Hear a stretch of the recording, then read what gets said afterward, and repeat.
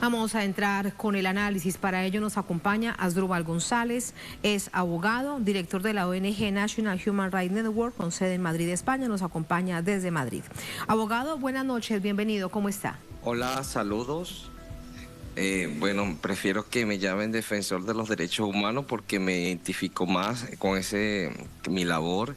El trabajo que ha hecho nuestra organización es en el 137 sesión del Comité de Derechos Humanos en Naciones Unidas en Ginebra, en Suiza. Hemos presentado informe sobre la situación de derechos humanos que se viene desarrollando en el Perú desde el día 7 que se estalló esta crisis con el golpe de Estado que generó el Congreso contra el presidente Pedro Castillo.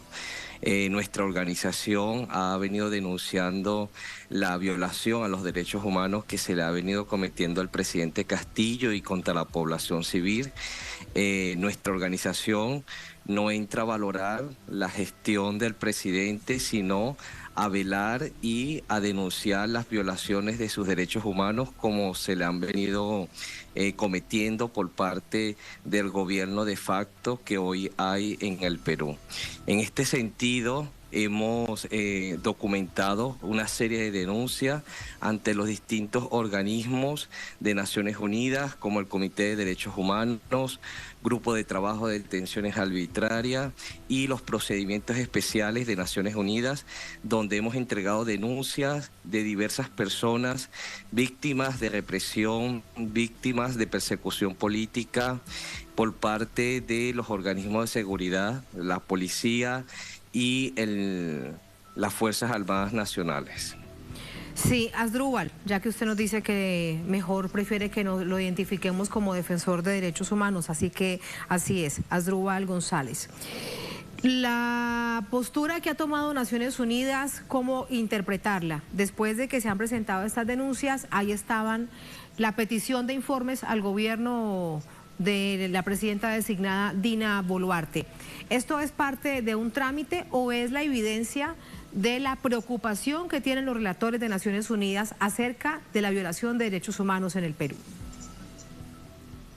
Primero, esto es importante señalar que el trabajo que han hecho las organizaciones de derechos humanos estuvo también presente el Comité por la Liberación del presidente Pedro Castillo y su abogado, y todas estas denuncias que se hicieron surtió efecto porque Naciones Unidas el día de ayer publicó un comunicado llamando la atención y preocupación por lo que está ocurriendo en el Perú.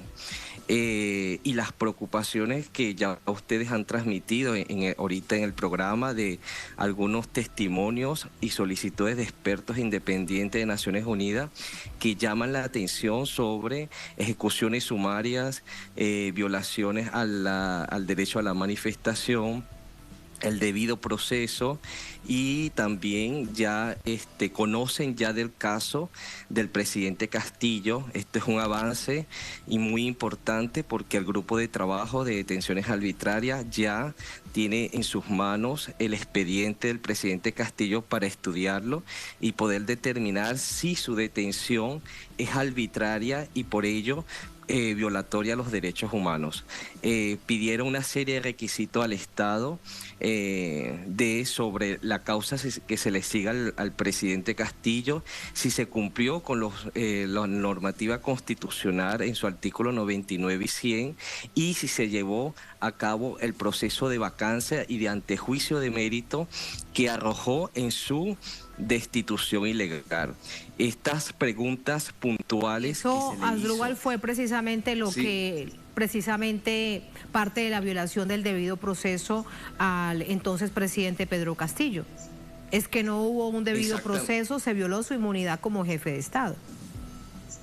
Exactamente, estas preguntas que hicieron de forma puntuales y precisa evidencia que los expertos de Naciones Unidas están al conocimiento de lo que está ocurriendo en el Perú, y una cosa muy importante que el comunicado que publicó Naciones Unidas dice entre sus líneas que el Congreso destituyó y encarceló al presidente Castillo.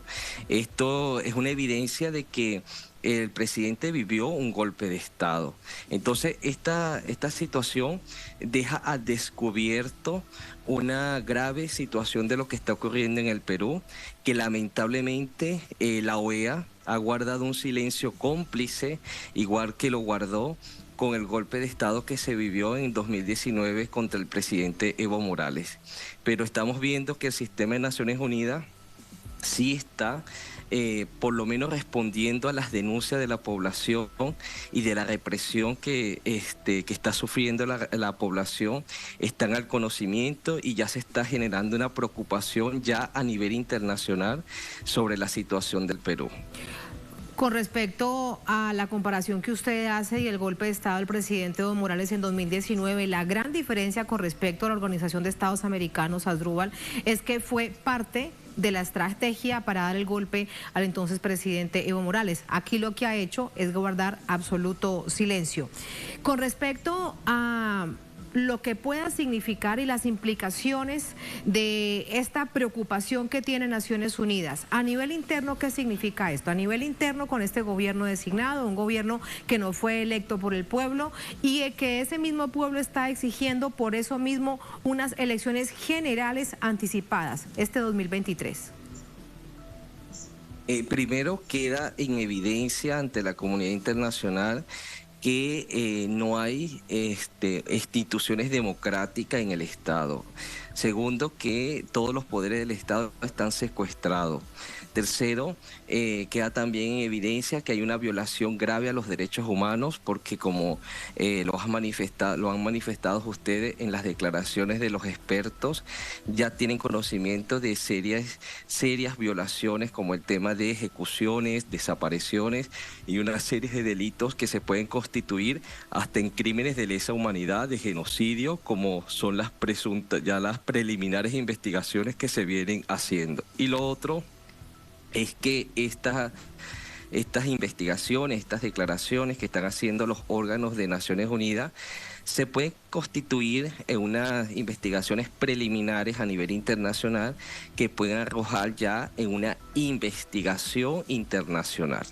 Entonces son datos muy interesantes, muy valiosos y se están dando pasos importantes para poder determinar lo que está ocurriendo en el Perú y para poder denunciar la dictadura que está hoy instaurada en el Perú. Cuando nos dices acerca de un proceso judicial a nivel internacional, ¿ante qué instancia se interpelaría esta demanda? ¿Ante la Corte Penal Internacional? ¿Ante qué instancia internacional?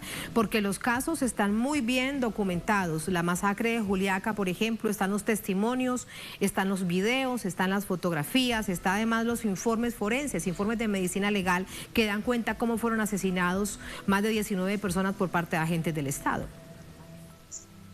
Bueno, todas estas investigaciones, en primer lugar, se arrojan al Consejo de Derechos Humanos, que es el órgano político donde lo conforman 47 estados electos en Asamblea General de Naciones Unidas, y a través de este órgano ya se empiezan a discutir las serias situaciones graves de los derechos humanos en los países. Una vez que se presente la situación, por ejemplo, del Perú, y si existen los votos y el consenso necesario y se aprueba alguna resolución de investigación, ya es el primer paso de una investigación internacional y esto luego claramente puede arrojar en una investigación ante la Corte Penal Internacional. Son pasos y trámites que a veces llevan su tiempo, pero lo que ha ocurrido esta semana en Ginebra ya es trascendental a nivel mediático y a nivel de diplomacia. Ya queda descubierto lo que está ocurriendo en el Perú, las masacres de casi 1.500 personas heridas, ya van casi 70 fallecidos, entre los cuales se contabilizan que son 50 ejecuciones extrajudiciales, y la situación está evidente que el gobierno español, a través de su ministro de Relaciones Exteriores, congeló o detuvo la venta de armas y de municiones para reprimir manifestaciones, porque se ha evidenciado que a nivel balístico que los proyectiles provienen de empresas españolas que tienen convenios para suministrar este tipo de equipos para reprimir manifestaciones o para el tema de seguridad del Estado. Asdrúbal, pero todo esto sucede, hoy están cumpliéndose 3 meses desde este estallido social, desde esta crisis, desde esta indignación, desde esta evidencia de ese olvido del Perú profundo, que es por eso, entre otras cosas, además, es que se fueron hasta Lima y caminaron miles de kilómetros para llegar al centro del poder político de un país que los ha invisibilizado durante décadas. ¿Qué opina usted con respecto a ello y ese silencio, y no solamente de la OEA, sino también a nivel internacional? Ahora, por fortuna, la ONU se preocupa, pero son 3 meses de una verdadera tragedia para el pueblo peruano. Bueno, lo que la reflexión que hace realmente es cierta con lo que está ocurriendo, el silencio de la comunidad internacional, y que hemos tenido que la sociedad civil, las organizaciones de derechos humanos y movimientos sociales, hemos tenido que acudir al sistema universal de derechos humanos porque los organismos del hemisferio no se han pronunciado, como por ejemplo la OEA y el señor Almagro, en vez de tener una actitud como secretario general para buscar de solucionar la crisis política y de condenar la violación a los derechos humanos, como ha hecho con otros países de la región. En esta oportunidad lo que hace es guardar silencio cómplice. Sin embargo, manifestamos toda nuestra confianza al sistema de Naciones Unidas, que ya estos son indicios muy claros desde la Oficina del Alto Comisionado, el Comité de Derechos Humanos y los procedimientos especiales, que van a iniciar una investigación independiente para que arroje investigación. Lo otro tema que también quisimos resaltar es que existe una clara discriminación racial contra la población que está siendo objeto de maltrato, que el 90% de los asesinatos por parte de la policía provienen de poblaciones aymara, poblaciones indígenas, y esto evidencia que se podría constituir un genocidio por la intención de querer exterminar a una etnia, a una población determinada. Ya ha ocurrido en situaciones anteriores, que también en este comité lo hablaron, que durante el gobierno del señor Fujimori, más de 220.000 mujeres indígenas fueron esterilizadas de manera obligatoria, sin consentimiento, para de alguna otra forma paralizar lo que se llama la evolución y el desarrollo de las comunidades indígenas, y esto son crímenes de lesa humanidad. Racismo y xenofobia estructural, lamentablemente, y ahí también lo estamos evidenciando durante estos meses de estallido social. Asdrúbal, muchísimas gracias por sus reflexiones. Que tenga muy buenas noches. Gracias a ustedes por transmitir la verdad en estos espacios tan importantes. A usted muchas gracias.